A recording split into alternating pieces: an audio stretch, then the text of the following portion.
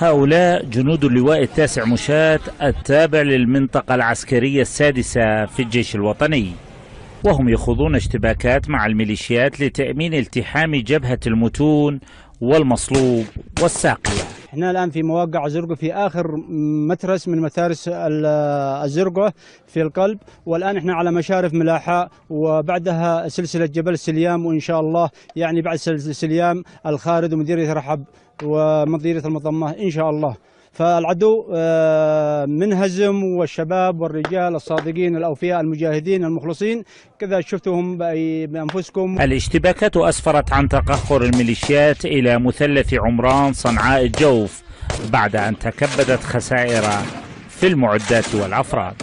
الأهمية الاستراتيجية والتكتيكية لهذه المناطق أهمية بالغة، ننتشر في اتجاه اليمين للالتحام مع جبهة المتون وحام، ومن اليسار مع جبهة الغيل، على أساس أن هذه جبهة المصلوب هي جبهة أو قلب جبهة الجوف.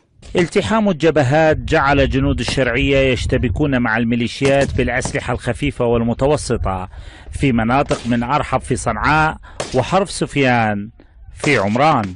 الآن بعد اقتحام مواقع العدو الآن عبارة عن اشتباكات وتمشيط لما تبقى من جيوب العدو، بعض الجيوب النارية، أو إذا باقي من عناصر المتخفيين بين الأشجار وكذا، فهذا عبارة عن تمشيط وتصفية وتطهير للمواقع التي تم اكتساحها وتطهيرها إن شاء الله.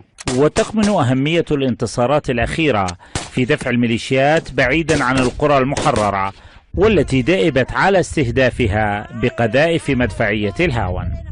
من مثلث الجوف عمران صنعاء، لقناتي العربية والحدث، محمد العاصي.